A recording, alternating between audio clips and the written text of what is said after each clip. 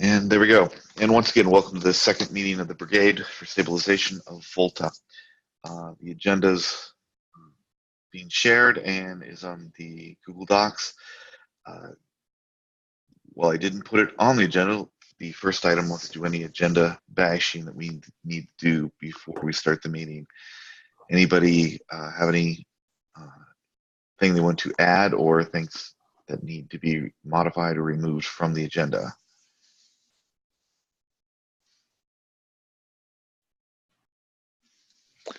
Okay. Doesn't have a chance to review yet. Why don't we just go ahead?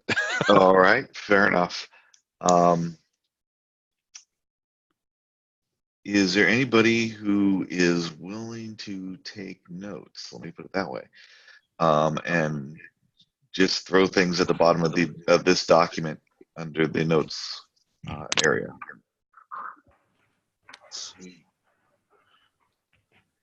Not I could give it a shot. I could give it a shot. Just I hope I'll be able to capture everything. Thank you very much. And don't worry about capturing too much. We'll do. Just grab the high points. Okay. Let me just get to this document. Make sure I'm there, ready for it. Okay. Apologies for any background noise in advance.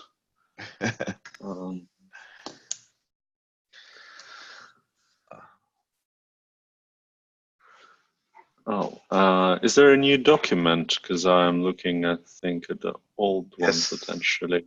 There is a new document. It should be in the folder. So off the wiki page. Okay. Off the Volta wiki page on OpenCore, or I guess it's opencore.org. So I've set up this Volta stabilization page. Is it there? Maybe no. Yes. At the bottom of that page, I added a Google Docs folder, and with maybe Docs folder, there's the. Oh yeah. Got that. So you say it's in the wiki page of the OpenCore? Yes. On the Volta project. On the Volta project, I've created Volta stabilization page, and that's there at the bottom. Okay. Okay, so that's the 18th, right? Okay, yeah.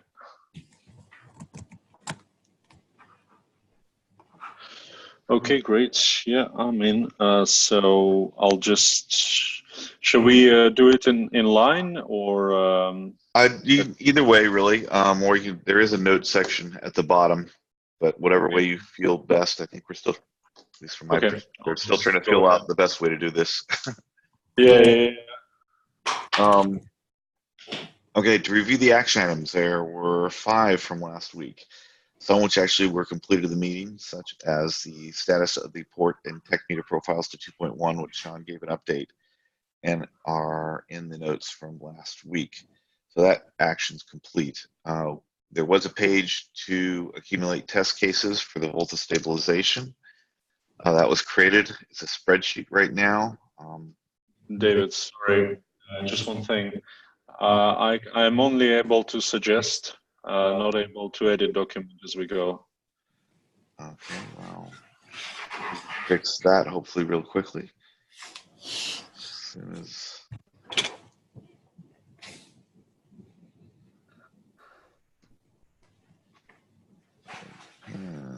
edit, done. That should change it. Yep. All right. See, yep. All right. Yep. So, good. Excellent. So we now have a place to start capturing test cases. There are 9 of them currently. So again, if you have an idea of a test case, doesn't have to be formal, please add it to that spreadsheet.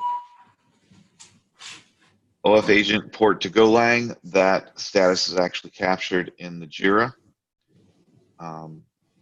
So that work is not yet complete, and as of the meeting last week, we were waiting to see when that was complete to understand if we needed to pull it into the Stabilization Brigade, but it was not a priority, so I'm we can talk more about that, the MVP section.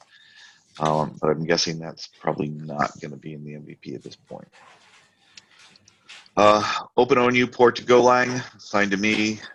This one and the next one still pending, haven't got them complete yet, as well as the listing of pending bid ticket items to get into Volta 2.1. There was a document I just received, and we'll talk about during the MVP. That does cover some of that, and we'll go there as well. But in terms of action items, those are still pending. Any questions? All right. In terms of the agenda, I put the MVP at the end because I figured it'd take the longest. So the quicker we get through the rest of the stuff, the sooner we can get to that. This agenda is really a continuation of the last week's agenda that we didn't complete. For development issues, new code versus bug fixes. The plan that was originally talked about for development of the Stabilization Brigade was to create a branch to which the stabilization fixes would be put in, and then every now and then that would be merged into master to keep it up to date. But the idea being new features would not be put in the stabilization branch. I think what we're going to run into real quickly is that the features for 2.1 aren't yet complete, and thus they need to go into 2.1 or the stabilization branch as well as master. And so the question I really have is, does it make sense to branch right away, or do we need to get feature complete on the features that are going to be included in 2.1 before we do the stabilization branch? Yeah. So Manuel and Bjorn's position. Sorry, I'm hearing echo. I'm hearing the echo too. I don't know where it's coming from. Is someone on loudspeaker? Oh, it's got quieter. Yeah. Okay, let's try. All right, so Manuel's and Bjorn's position is that we should achieve feature completion first and then branch out. And if that takes longer, because it's a feature-based release, then that's in principle fine from their point of view. So that means that the September timeline potentially is a floating timeline. I tend to agree that it makes sense to be feature complete before we do a stabilization branch. Anybody else have any other opinions or think we need to branch sooner? With the amount of work that is still required in 2.1, 2.0, I believe we need to, well, 2.1, we need to wait until all those features are in, because I think there's a number of features that needs to be in. And that will go into late August into September. Okay. I'm going to call that a decision then, that we are going to wait for feature complete for the features to be included in the stabilization before we branch them. But what does this mean? So we are working. Does it mean the stabilization work can happen at the same time on the same branch? Essentially means we're going to continue development on the master branch until we hit feature complete. At which point we'll branch. Now, that doesn't mean all stabilization work is postponed until then. But I think there's some limit to what we can accomplish until then, because you can't really stabilize features that aren't yet implemented. I think we can work to continue the test case development, work to continue some of the automation around test cases.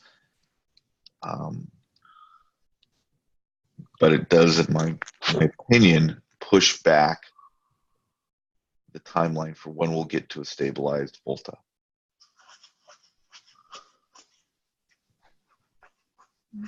Yep. And alignment. Yeah. There's also, from A4 perspective, there's some testing going on and hardening going on, and that's going already into the master branch. So there's some effort on stabilization ongoing from DT side, but obviously to upscale to full scope of testing for Stabilization Brigade, as I think it's envisaged, it's probably can really ramp up to full speed once feature complete. My concern is we get into a feature creep position, and I think we have to be aware of that so that we don't get 2.1 features complete and then we say, oh, but we just want this one more thing, or this other feature is almost done, might as well wait for that, include that, right? Yeah. That is an issue for me because essentially our behavior for development doesn't change at this point. And we've already learned that our current behavior hasn't been producing the stabilization of Volta that we desire. Mm-hmm. So I think there's a risk here, but I understand the issue that if we want to get an MVP that includes these features, it doesn't make sense to branch until that's complete.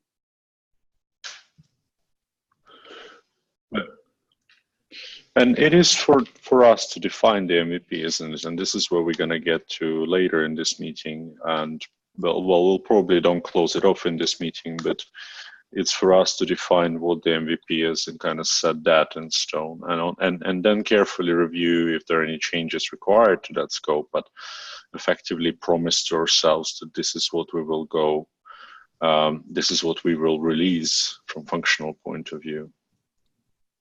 Yes, it's absolutely agree. Again, the risk from my perspective is that in the past, that review and prevention of feature creep has not been necessarily a strong suit. So let's say, one thing about on the Volta side, right? We have so many bugs. I think the stabilization and the bug reduction should be correlated with each other, right? And we can absolutely fix bugs that we know about, as well as do testing, as was already indicated. Some of that testing started at DT, as well as build out some of the automation to prepare for a larger stabilization effort, if you will. But again, you can't test a feature that doesn't exist yet. That is true. So basically, we need to agree with the minimum MVP feature list first, right? Correct, and be very militant about not allowing feature creep in once that MVP is created. And that feature creep is, again, can be looked at from multiple ways, right? It is, once its MVP is defined, no new features, but you also want to be aware of also no more refactoring or major refactoring at some point, right? And I think in the Volta development process, we've seen large changes creep into the code or under both of those, right? Features get added as well as significant refactoring takes place. And often there's good reasons for significant refactoring. But if we want to get to stabilization, anytime there is a proposal to do a major refactoring, it has to be looked at with a very skeptic eye, and it has to be determined whether that refactor is worth the impact on the stabilization schedule.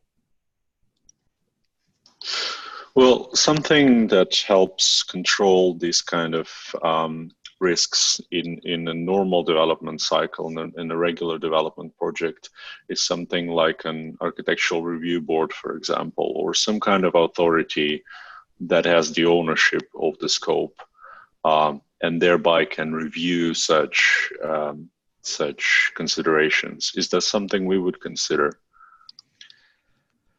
I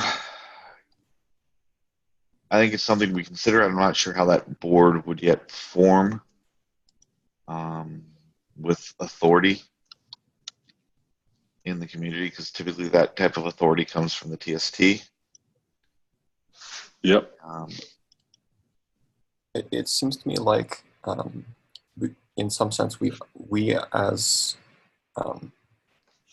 this meeting are that board, but rather than blocking features and changes into master, we're blocking features and changes into the stabilization branch. That is true up once that branch is created. Up until that point, the changes are going into master. And so until we are feature complete, I'm not sure we as a brigade, other than a community trying to do the right thing, have authority to stop anyone or counsel anyone to wait, right? And that may be enough, right? That may be enough to say, hey, look, we as a stabilization brigade have looked at this change and this patch set and determined this is A, either a new feature, or B, is a major refactor that doesn't have to happen now. But then the question becomes, what happens? We leave it as a patch set? Do we at this point force a branch for stabilization because there is a significant change between what we're stabilizing and master? And that's going to be an interesting decision point.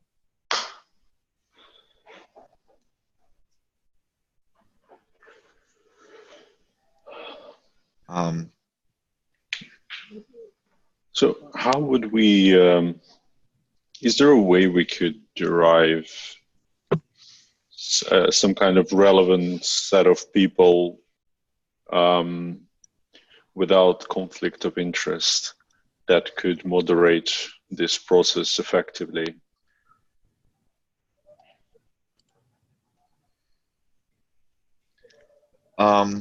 Or is this something to think about and return to later? We might not have a solution today. That's fine. We might have a solution tomorrow.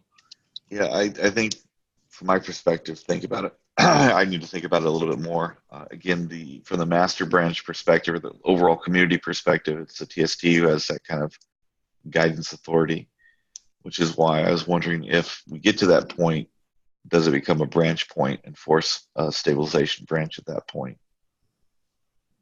With the added complexity that once there's a significant divergence between master and a stabilization branch, any merges become more difficult.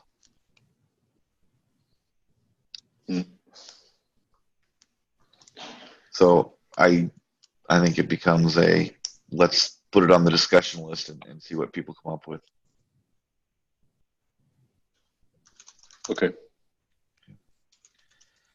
Is one of the primary challenges here that currently the 2.0 core doesn't have the testing that would sort of ensure that features continue to work in light of new development, and that if we had some better test harnesses and whatnot and ongoing testing, we could more easily tell if that ongoing development work impacts the stability, reliability, what have you, of the code base? I think that is partial, in my opinion, and I think the brigade is going to be working towards creating those test harnesses that provide that. But even if it had those, they're never going to be 100% accurate. So any significant change, any significant refactoring brings stability, even if those kind of automated testing regression test suites pass. Right? You can't get to a stabilization point, in my opinion, if what you're trying to stabilize keeps changing, even with a test set. Well, if there's significant change to functionality, then that's or some kind of significant refactoring, then the test framework has to be adjusted in line with that, right? Eventually, regression testing suite is the one that would be capturing exactly this risk that a newly introduced significantly new capability or change is causing the solution to fall over. There essentially is a desire to say, look, we're going to code freeze, like you do like I've done in the past in production software, right? You get to a point, you say, I'm code frozen. And so at this point, there's a shift that goes, we're no longer going to look at refactoring things. Yes, the world's not perfect, but this is something we got to get out the door as product. And therefore, we're shifting to hey, let's just make it rock solid and do what it can do. And that's what the next version is for, is to do those major refactors. And that's what we're trying to drive towards, is that place where you can say we're now code frozen, changes submitted are bug fixes, they're not major refactors or new features. Now, if you hit in that bug testing something that is just, you are unable to go forward without changing it or going to a refactor stage, then you can look at that. But you have to be very skeptical about that. That makes sense, Zach? Yeah. I think I think the biggest problem is figuring out some sort of a patch discipline. If we're going to be having a branch and then only committing stabilization fixes that are known or tested, deciding how that happens, who does it, who's responsible for taking patches between versions. That's a substantial job. So I'm not sure that that's something that should be left up to like individual contributors. It's almost you need to have whoever owns a stable branch watching out for that sort of movement forward. And I think cutting it from master once we hit some target and then only backporting stabilization patches probably makes more sense than trying to develop two things in parallel. But I realize that would hold up new feature development. Yeah, and that was why the proposal was at some point, once the stabilization branch is created, to put bug fixes in the stabilization branch and then forward port them, if you will, to master, so that new feature development can continue in the master branch. And I agree that that has some complexities to it. In particular, I don't think it's how do you say all bug fixes are going to go into stabilization branch? Someone may be working on a new feature in master, and as part of their patch set to that feature, also add a bug fix somewhere else in the code, right? It becomes an issue.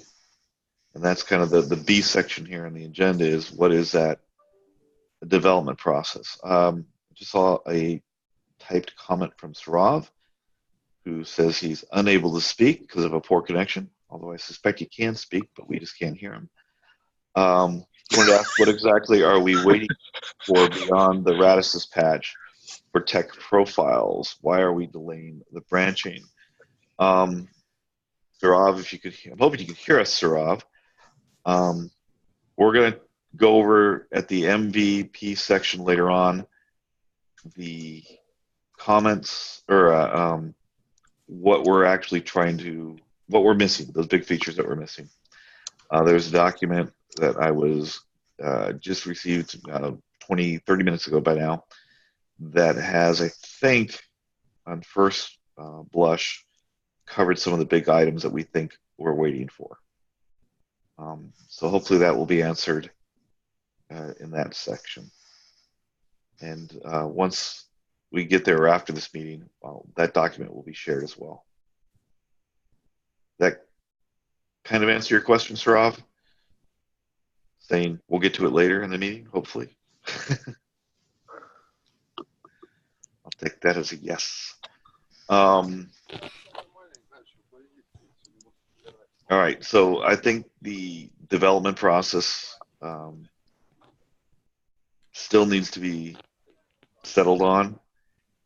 If if we do branch and then say bug fixes go in the stabilization branch, and then we forward port those, as Zach kind of alluded to, someone has to, I think, and that may be us, all of us, be responsible for also kind of monitoring patch sets that go into master. Understand if that patch set contains a bug fix that needs to be backported into the stabilization branch.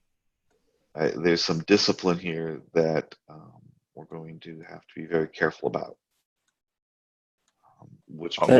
One way I've seen this work is only doing backports and sort of triggering that through some other decision-making process. So maybe you say you have to file a ticket. So somebody finds a bug in the stable version, they have to file a ticket in Jira, and then the corresponding work is done, or the patch that fixed it in master is identified, and then the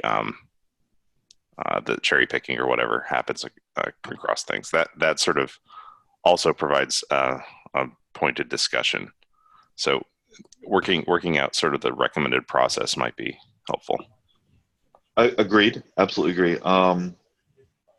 The concern I have is, well, I guess it's questions, because the master branch has moved forward, bug fixes that are made in the master branch aren't necessarily able to cherry pick into the feature branch, right? It may be I need to re-implement the same fix in the feature branch, but it's not just a git cherry pick. But to your point, I absolutely agree that we need to write down the process. Someone's, I think, going to have to watch at least the master branch to understand when we need to port to the stabilization branch changes or bug fixes that got into master that aren't in stabilization, as well as bug fixes that go into stabilization branch may also need to be pushed back into master branch. If we're going to do it only a single way, i.e., as Zach was pointing out, always patch master first, then port to stabilization branch, that's fine, as long as, again, it has to be documented and the process has to be kind of monitored and watched. And who is responsible for that needs to be decided, whether that's a single person or this group here in general. When we are talking about the stabilization branch or master branch, we're effectively talking about multiple branches and multiple masters, right? Because we have different repos, like the core has its own repo, VoltaGo has its one, OpenOLT has its own. And is that correct?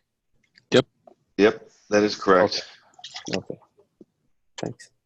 One other thing that we may want to pay attention to from a versioning perspective is when we cut a stabilization branch, it may make sense to bump up the minor version so that the new minor or new bug fix versions on that can be released. And then you're not conflicting with patch set version or bug fix version minor versions that are on the master branch. Yep, that's a very good suggestion. Sorry, could you repeat that again? I need to note it. I didn't So catch it. rather, right when you cut a branch, increment not the major version but the minor version at least, and then the third version, so the patch set version, would be something that could be incremented independently on each branch. That way they don't conflict, and you don't end up having is .1 and .2 on different branches who gets .3. Okay. Does that make sense? Or I can fill it in if that would be helpful. Yeah, please. Yeah. Okay. You got it there in the notes here. Crowdsourcing the notes. I love it.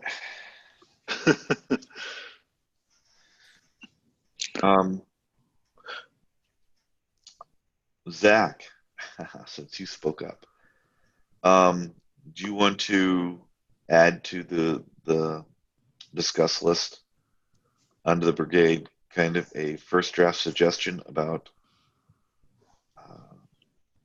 development process around merging bug fixes?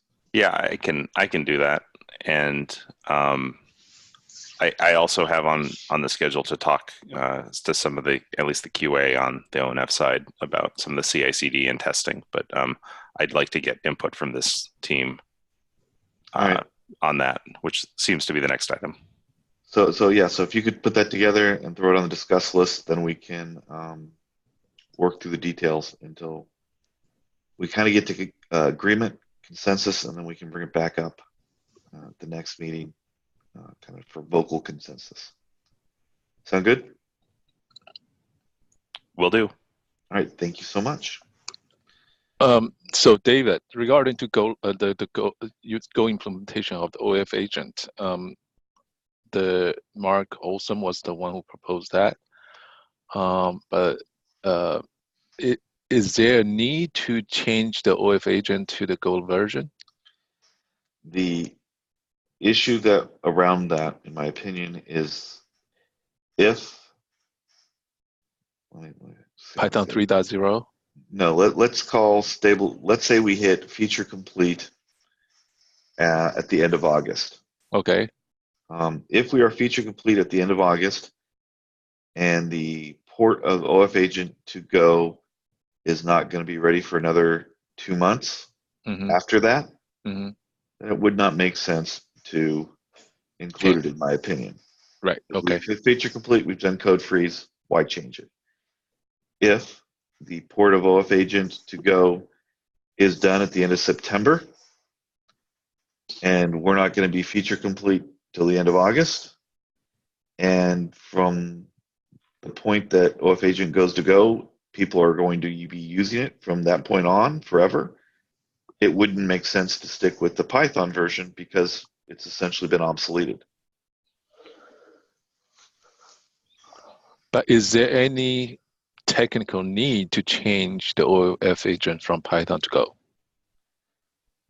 Is there any technical need? Scalability or something like that? Stability. There is a theoretical performance issue around it. Until we, are we going to hit the scale numbers that require it?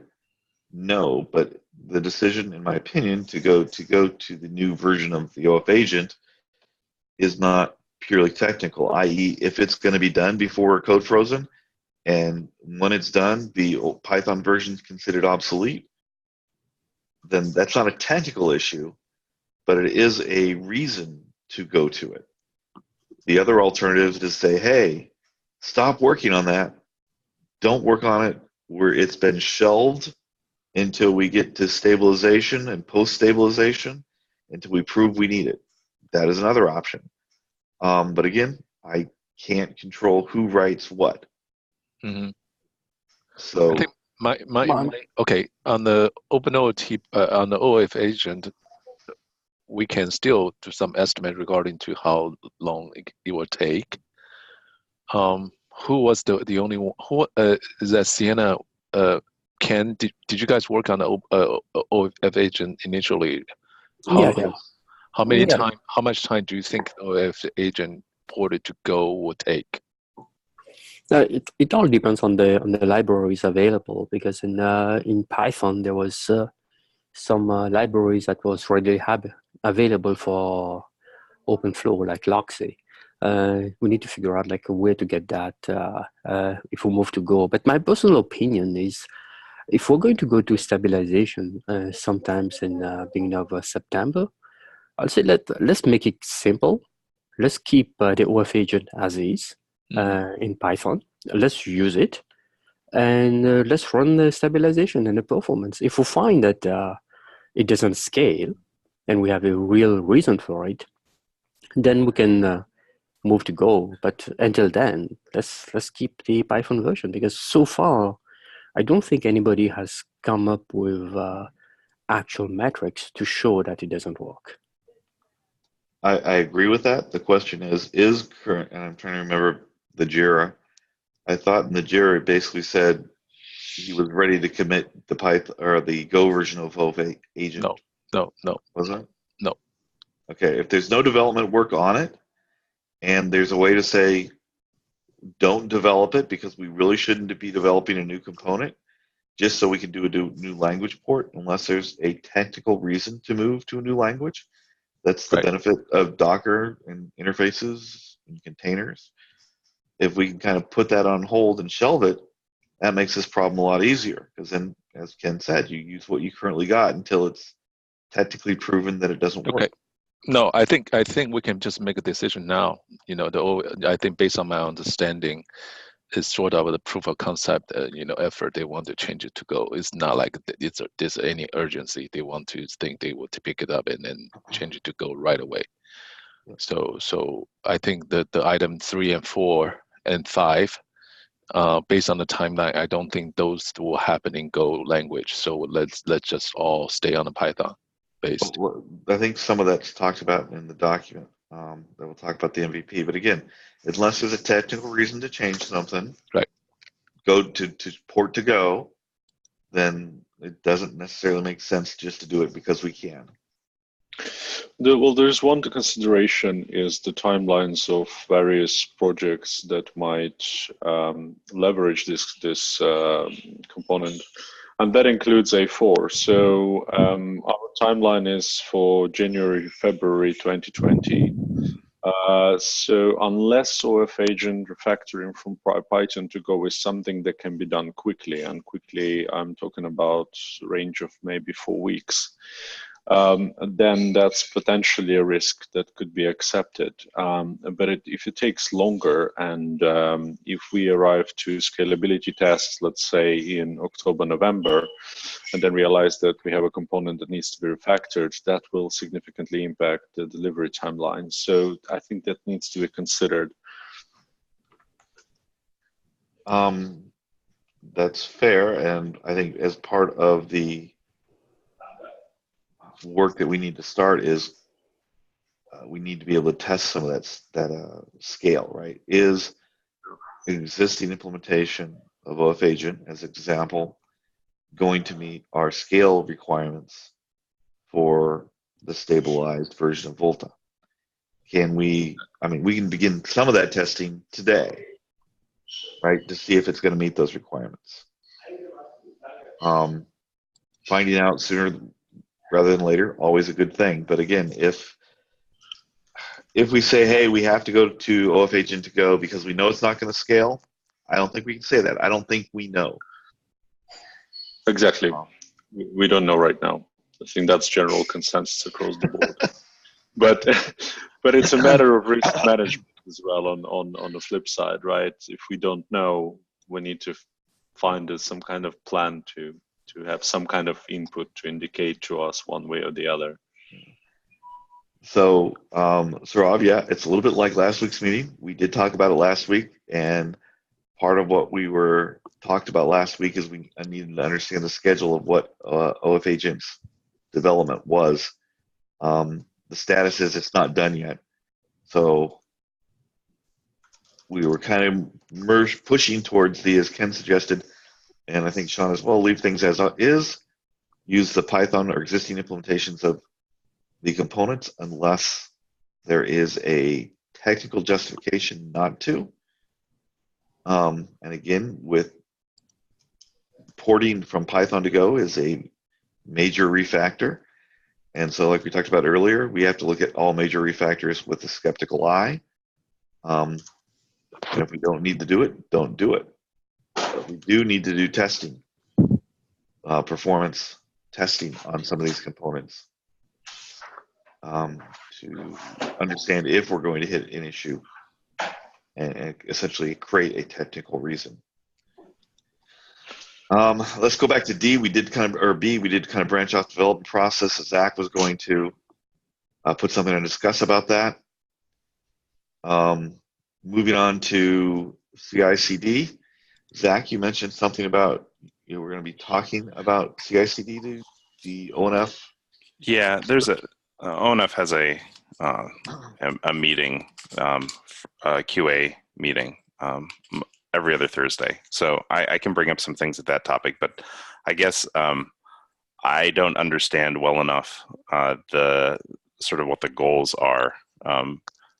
for the 2.0. I know there's what Giles and other people at Northforge have been working on to get the tests that were existed for the 1.x branch working for 2.x.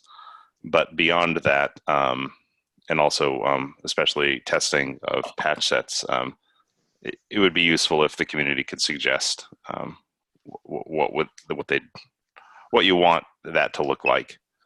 Right. So yeah, from my opinion, some of what we're doing in the spreadsheet, as many of those tests that can be kind of automated and put into CI/CD as possible would be good. I think the CI/CD work needs to include multi-node cluster testing, some failures, some different start tests that have been enumerated in that.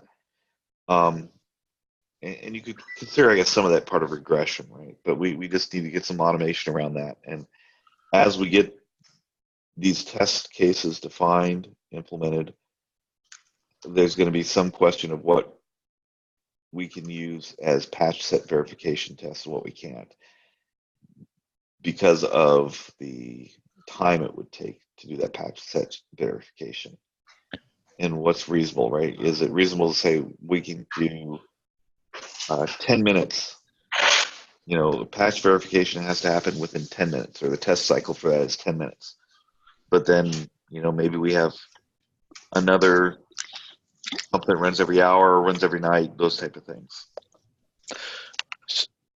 So I think the Northforge made a presentation, and Jill's on here right now. I forgot whether we received a PowerPoint or not. They're going to have 2 people, and then they will update their current A-test framework to support 2.0. Yep. And then, however, I think we do need to say, whether we want the HA core to be in part as part of their testing or not. So I think we do need to provide some update on that one. I don't know whether Kailash is still on the call.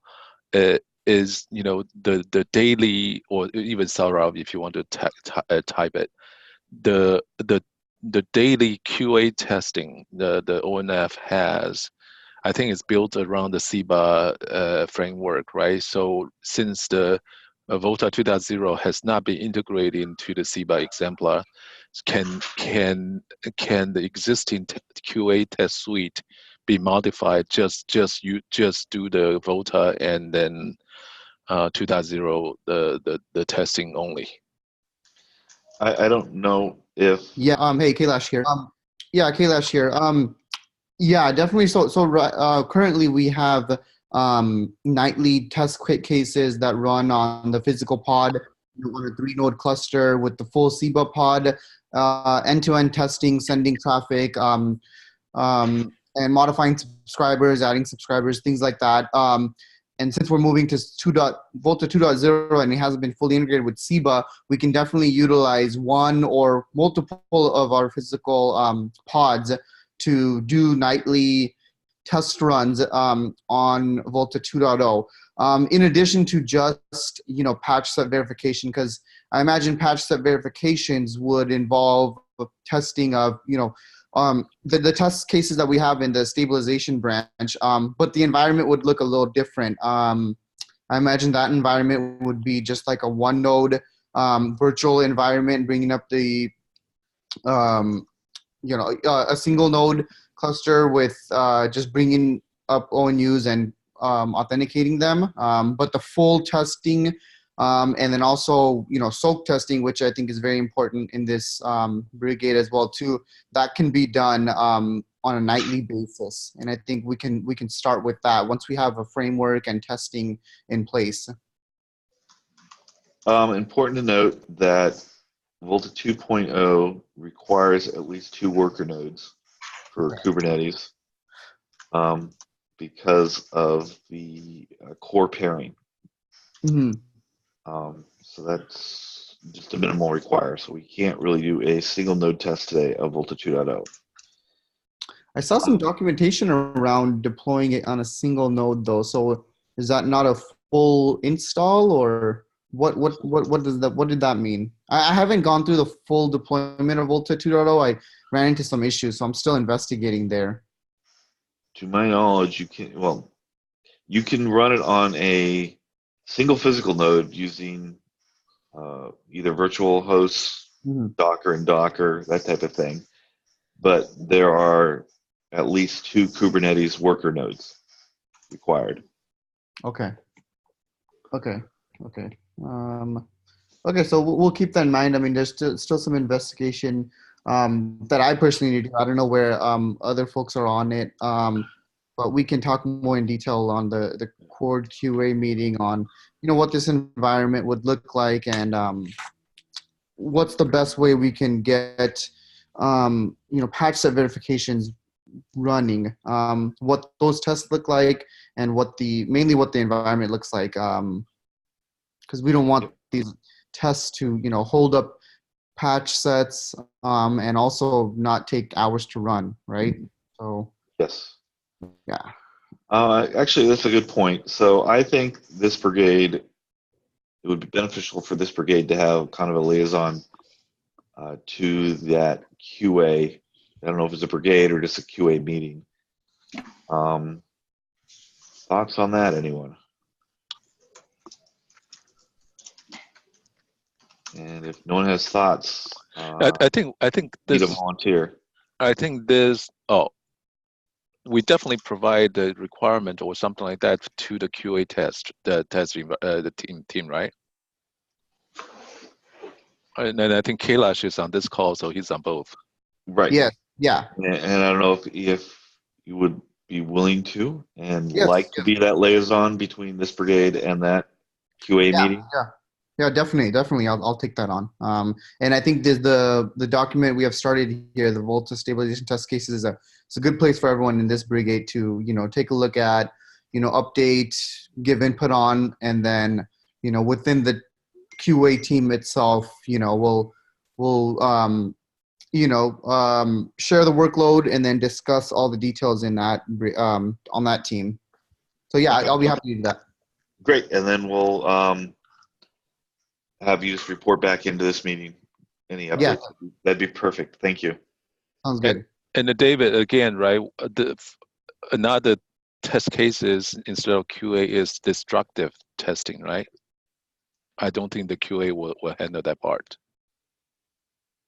For example, you breaking one of the nodes, or that kind of testing. Okay. I don't understand what you mean by QA won't handle that part. To me, that's part of QA. Yeah, I agree. It's just a matter of, is it going to happen? Are certain things going to happen in an automated fashion? Is it going to happen during, the regression test cases, or is it going to happen during our nightly test runs where we, capture issues, longevity tests, soak testing, and all that.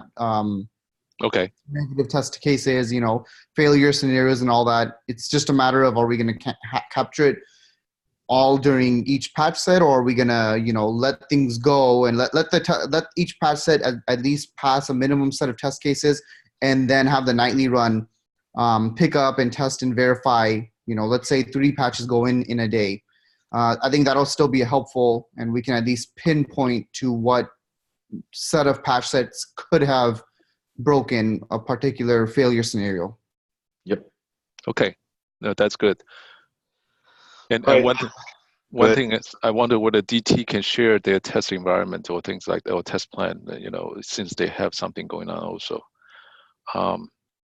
Yeah, I can definitely reach on the Volta Discuss channel to see where they're at with that and what they have covered and have experienced with that. So I can follow up with them.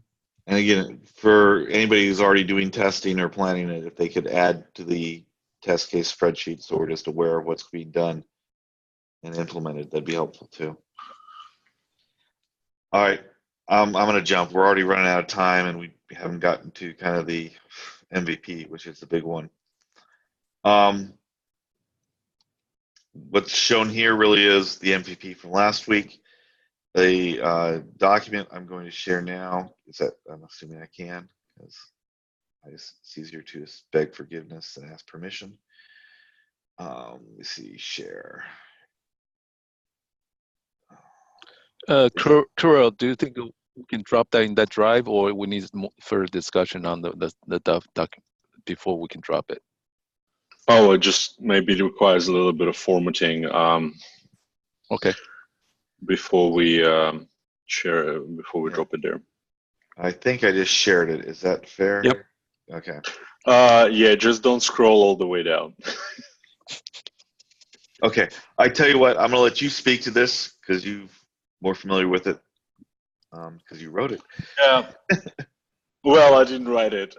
I've supported people that put this together, but the purpose of this was for us to reflect on the A4 requirements from the point of view of what we would like to see included in the 2.1 branch, in the stabilization branch.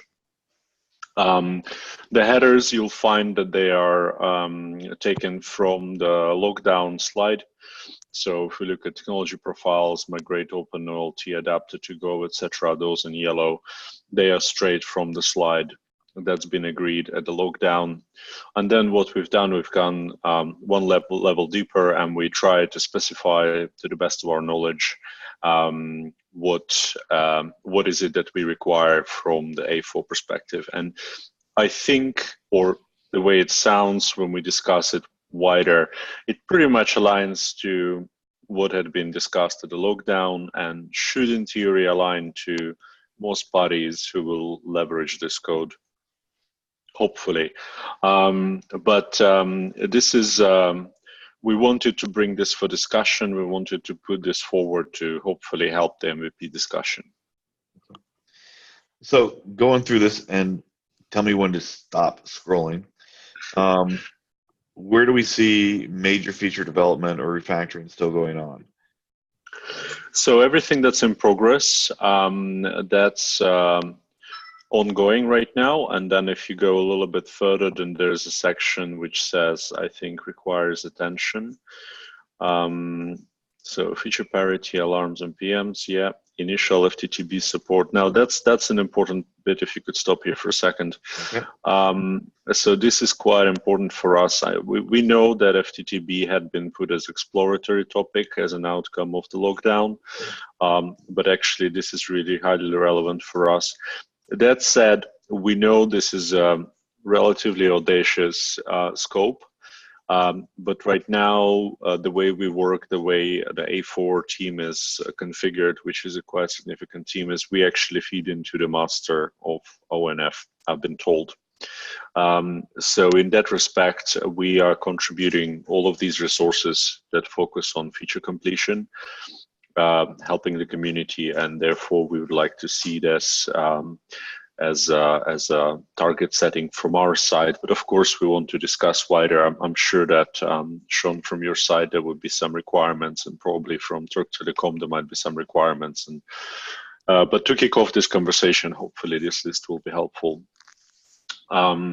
So that's up to the second line from the bottom that we right now see is everything that is being, that work is ongoing right now. And then if we scroll a little bit further,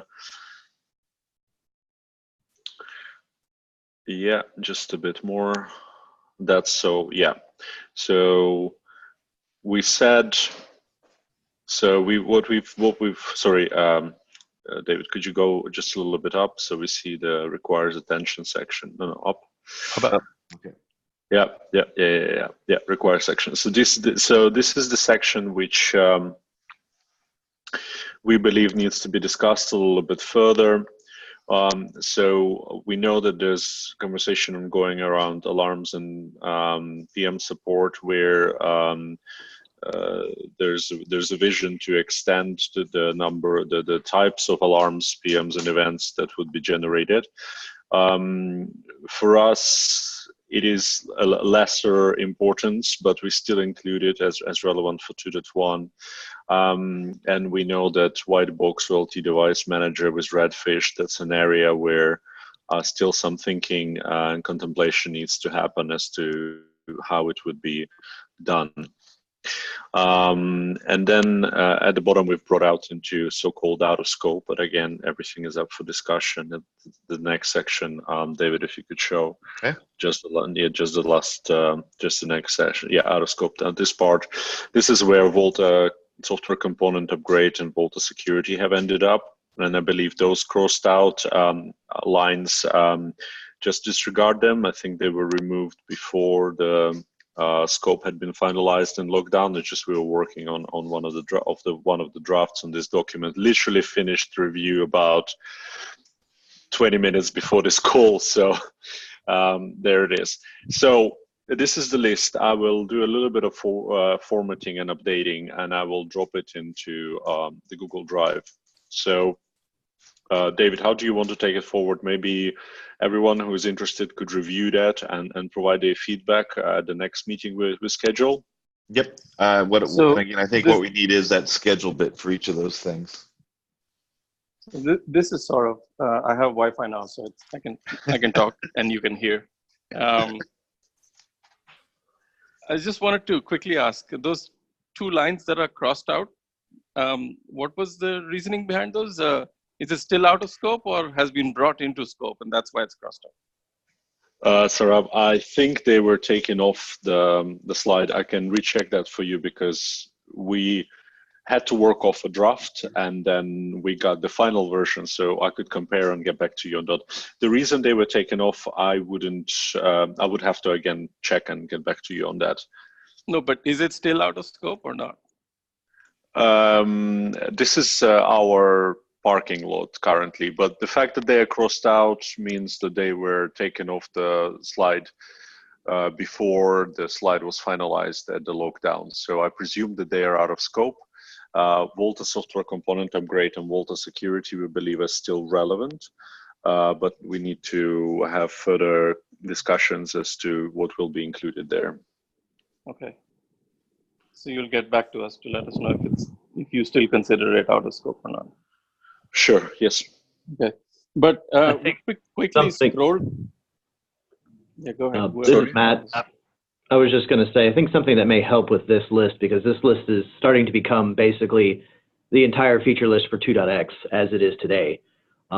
So maybe what may help is short-term, medium-term, long-term, like short-term things like, just general stability with what it is, how it is today, whether or not it scales or not, maybe a different question.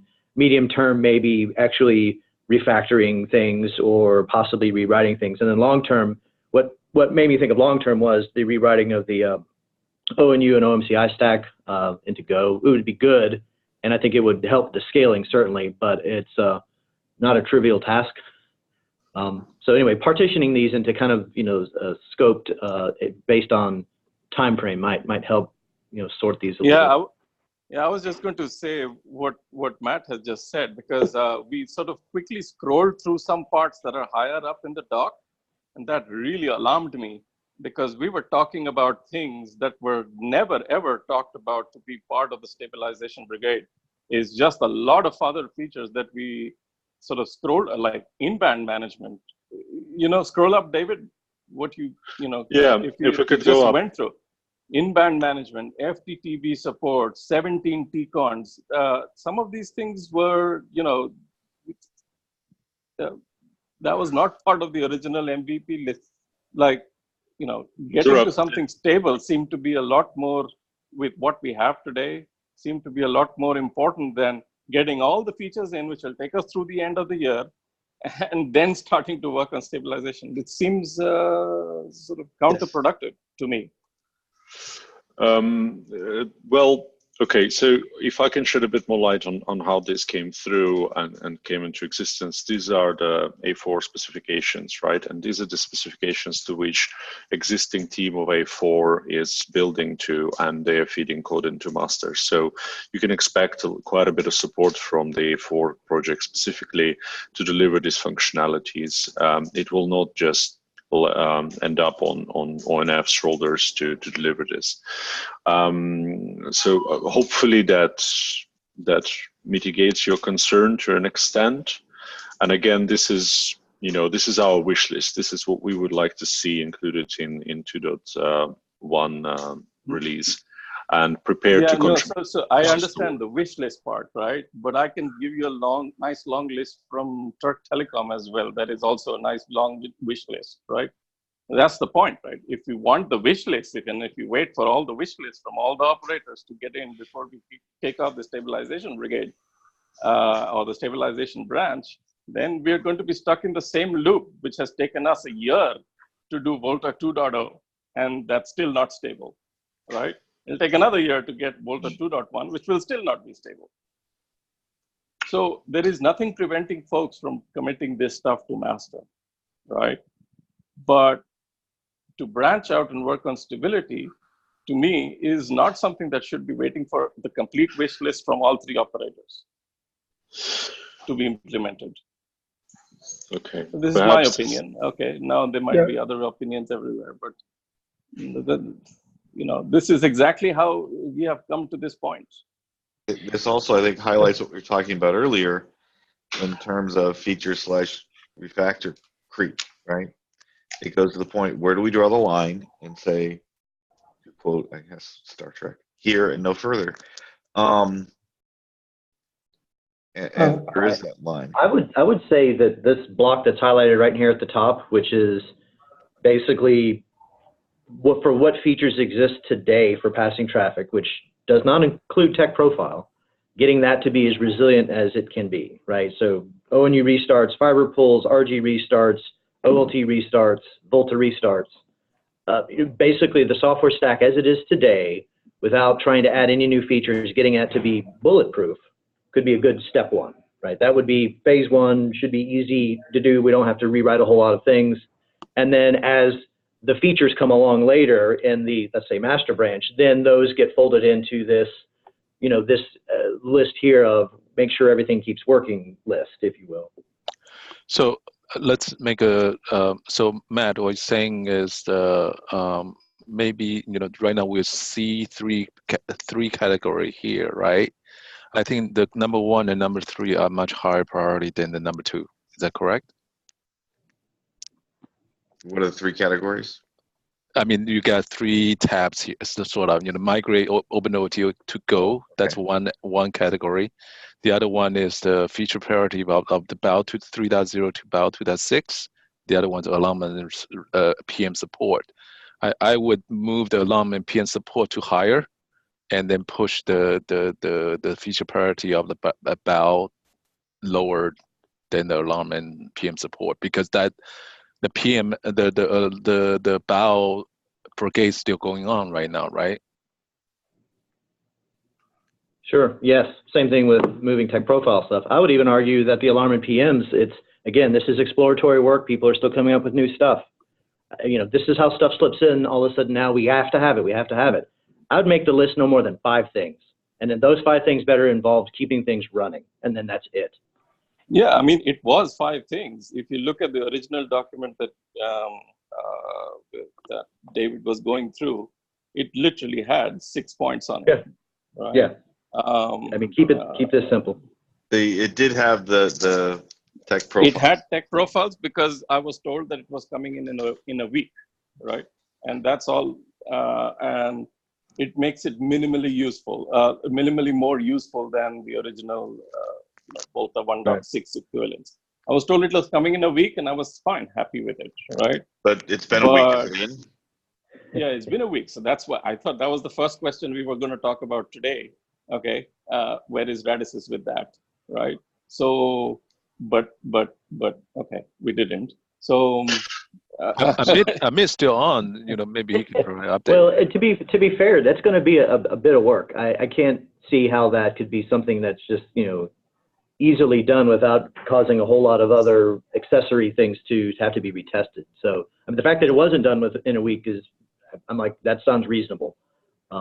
So again, it may be once it's finally there. In the meantime, if we could get the basics bulletproof, then we roll in the new tech profile stuff, when it's finally ready, whether it's in a week or in 6 months. In the meantime, we can still at least get the core, pieces, not just functional, but reliable. Yeah, I'm fine with that too. So, I mean, we can ask Amit. Let's let's Hello. we're over time, so I definitely want to get a Mitt's answer, but let's use that as the kind of Yeah, rolling down. I have a very short answer. We are seeing some issues during testing, and it's still not done. Do we So have an updated ETA? I will post that as soon as I can get it from the team. So hopefully I'll update you guys either by end of tomorrow or latest by Monday as to when the next ETA is going to be.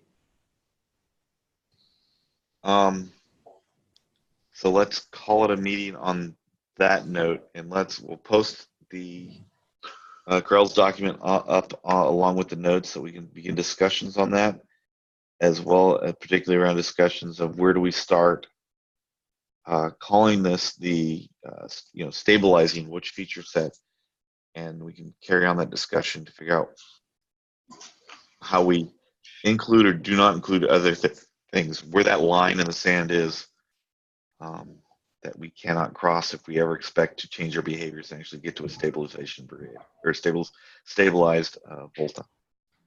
I think it's a function of time, honestly. It's going to be that list and then time. So maybe 6 month goal, 3 month goal, 12-month goal, something like that. I think we are going to have to put in the improved testing, improved automation, improved behavior around commitments and features. Yeah, I think that's part of that. It probably requires a bit of automated testing. But yes, that's one thing. At least from having to manually test myself and with hardware all the time, having the 1.x tree automatically do it when Jenkins finishes is very, very nice. So that to me is right up there with the resiliency stuff as well. Before we close the meeting, any other comments? So go ahead. Yeah. So I was just saying that I'm perfectly fine leaving out the tech profiles, giving Amit and Radis's team a little bit more time to do the things and have that go into master and branch out right now. And let's start working on that automation, the testing, and the things that Matt was talking about. Let's do it right now. Yeah. I think the state keep talking about it every week. Yeah. Yeah. The Sorry, state guys, that Master's in right now is actually in pretty good shape. I would consider Master right now to be like a 2.0.1 even. Hasn't seen a lot of tech profile, has seen a lot of good stability improvements. I mean, yeah, to that point, I'd say whatever it is right now might be a good starting point for the stability branch to begin. Gentlemen, I'm really sorry, but I cannot provide mandate for that from Deutsche Telekom's point of view, because Deutsche Telekom's position is we need to be feature rich before we stabilize. Otherwise, this process is not yielding us sufficient benefit. So best thing perhaps is to keep this conversation open and not conclude it at this point in time. Unfortunately, Manuel and Bjorn are on holiday for next 2 weeks. So they wouldn't be available. Manuel is available for a call tomorrow if that's required.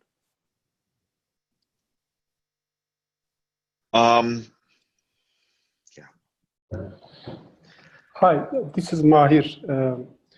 I think working on this stabilization brigade doesn't mean that we will not code any new features for Volta 2.x. The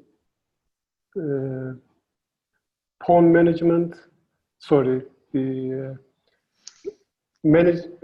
alarm management and etc. things will be developed on Volta 2.x and also SEBA Python. So the aim of this brigade shouldn't be adding new features to Volta or SEBA. So if this is the aim, we can provide new features list to you. But in my opinion, we have to deal with the AG issues, test issues, scalability, performance, etc. things on this stabilization brigade. So yeah, the tension I'm hearing is that there are people who say, take what we have now, solidify that on one end, And the other is, if we take what we have now and solidify it, that doesn't give us the feature sets we require to do anything interesting or put it into production. In other words, sure, it'd be more stable, but the stability of that bit doesn't give us what we need in terms of putting something in production. And those are the tensions that I think we're trying to balance. Now, I do think that if we take what we have now and stabilize it, it does provide benefit even to, I mean, it'll be more stable that as we add those new features, in theory, it's more stable. And so as new features are added on top of that stable bit, you know, we need to continue understanding if that base is stable, but it should also make new features more stable. Yeah, exactly. I mean, because the stabilization work done of what we have now doesn't mean we are done with it, right? If you don't want to call it 2.1, fine, call it 2.01, right? It doesn't mean that we're going to stop at 2.01. It doesn't mean that 2.01 is what we are slating for production, right? When we start bringing these features from master into the stabilized 2.01, great, we'll call it 2.02, right? Or 2.03 or whatever. And eventually we'll get to 2.1, right? But waiting for all of this to come in and then working on stabilization or a stabilization branch, it just seems like it's a lot riskier to me. Well, my concern is it seems like just exactly what we're doing now. So what has changed? Exactly. It'll be just like why we are in this position in the first place after a year of working on 2.0.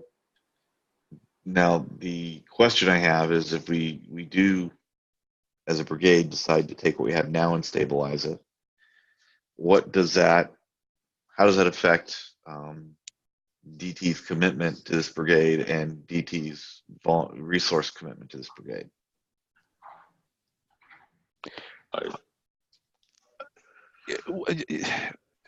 How about this? You know, if we cut a branch right now, right?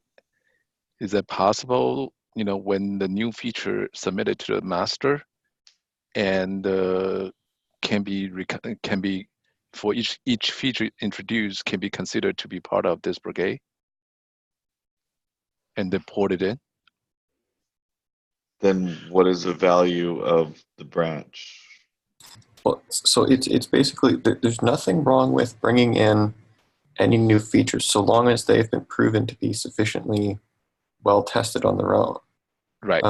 The problem isn't so much that there's new features being added. The problem is that there's work on partial features or incomplete or untested features. So long as the new features are well tested and that can be shown and a list of test cases is created for them and they can run it and all that works, there's no reason to not backport changes from master into this stable branch. Mm-hmm. Yeah, I agree with Kent. If there's some sort of criteria of this feature is believed to be stable and should be a candidate to jump into the stable branch, and then we port it from master to stable.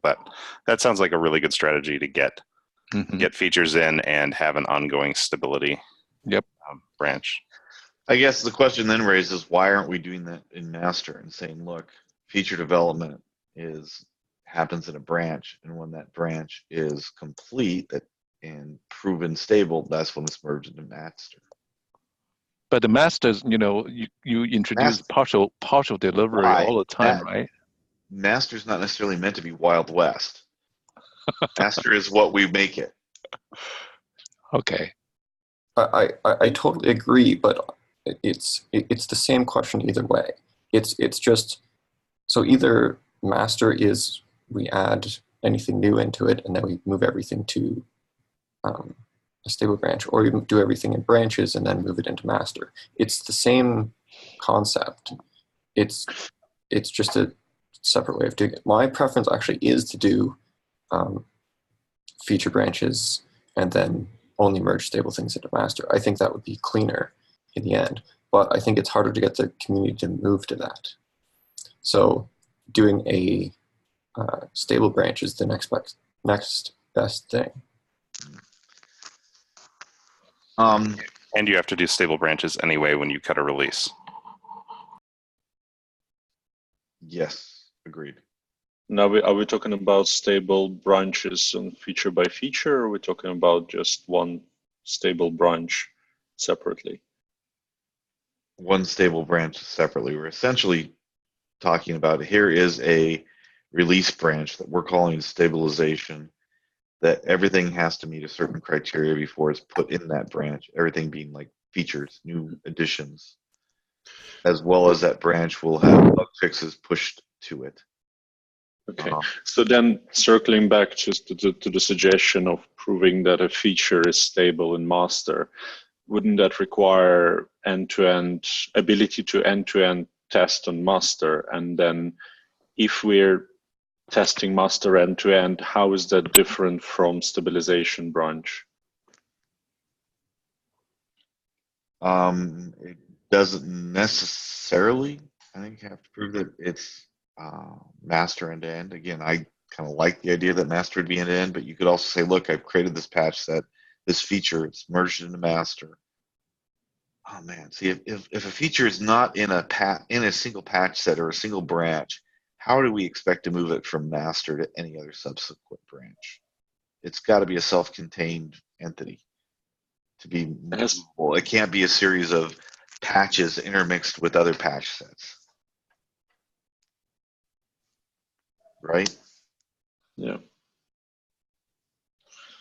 I can't say my feature is 5 patch sets spread over 5 days, and in between those patch sets is my feature is other patch sets or someone else's features. You can't do that.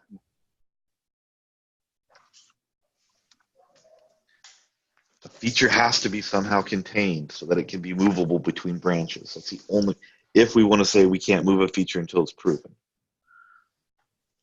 Exactly.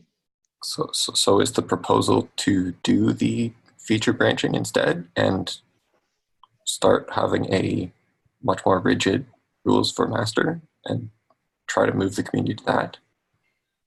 I mean, I'm okay with saying, look, do features development in branches, feature branches, and also have a stabilization branch. I think we can do that, but a feature has to be self-contained. I think that's the first requirement. And I'm not sure we're going to have complete agreement in terms of community on that. So, which means you have more than 3, potentially a lot of branches, right? The management nightmare. Well, it's I believe it's we're potentially going to seeing some nightmares into branching there, but because when we're talking about features now, we're not talking about a feature that is limited to one branch. We can have a feature that goes through different branches. For example, like tech profile is not just about OpenWLT, it's about the core, it's about WF agent. So are we going to have 3 different feature branches for that one feature? Like that's, this will creep easily, and then it'll become a nightmare. It would be a feature branch per repo associated with that feature. Right. It's a feature branch per repo. The reason, yeah, but you will end up like for this feature, you will have 3 feature branches. Sure. But so the reason I propose it's not a nightmare is because only the people working on that feature need to be aware of those branches. Everyone else can pretend they don't exist until they get completed and merged in. So what is the alternative? What is the alternative if we expect to be able to say, I want to harden a feature before I put it in any branch?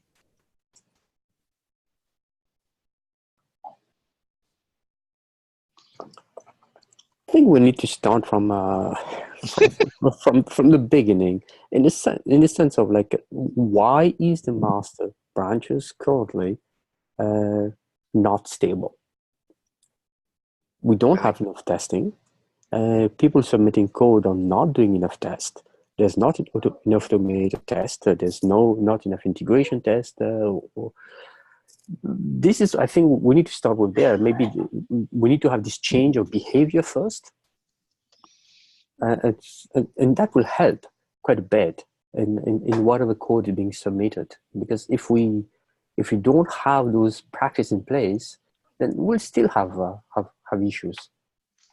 I agree with that. I absolutely agree that behavior needs to change and that more testing has to be done, both in terms of automated testing as well as requiring a certain amount of testing before you submit a patch set as part of code verification. I.e., if you do a patch set with new code without tests, it's rejected. Absolutely agree with that. But I think the other aspect of instability in master is partial feature implementation. And I'm not sure how testing won't necessarily alleviate that.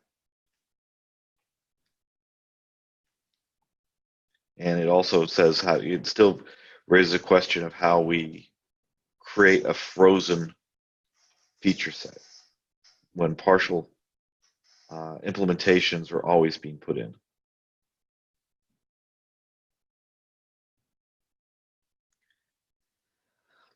Okay. Zach, you're going to write some stuff up about this. Yeah, I'll cover the some of the mechanical details of it. Oh, coward! I can't opine further, but I'll leave that for the discussion list. So let's start with those mechanical aspects and carry on this from that, the kind of philosophical aspect of how do we see this going, and carry it on the list, and we'll continue from that conversation at our next meeting. And to that point, I haven't looked at that spreadsheet. Where's the link? Just curious. How many people have filled out for the regular meeting time? For the regular meeting time, where we are. It looks like the winner is currently. Can you show that again so people know it exists? I'm not sure everybody on this call right now aware about that poll. Where did I put it? Okay, let's show my desktop because I can't see which window it is, and hopefully that will nothing untoward will pop up. So currently, the poll seems to be, well, this is a normal Volta meeting, so we can't have it there. And if I go down to the columns, I'm looking at this column here with the highest number of votes. And yeah. But your column is this week specific, right? Or well, it is kind of this week specific, but it also, I think, has larger implications. I think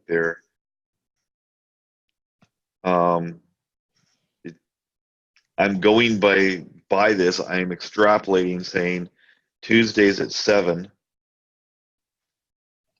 before the Volta call. Okay. Before the Volta call seems to be a popular option. If there's no objections, I will schedule the weeklies at Tuesdays at 7. Or how about give people a couple more days to complete? We have I think at 1.25 participant on this call, and there's only 8 survey. There is, and okay, I will give it till, let's say, Thursday. I'll give it till Friday, close of business. And send this out again to the. I'll give, okay, Friday, close of business, California time. And then I will choose the weekly meeting from that time. I'll remove the dates from these so that it becomes more generic. That'd be great. We'll do that. All right. Any other closing comments? All right. Thanks, guys. Have a great one. Thank you. I'll post the recording. Thanks. Thank you.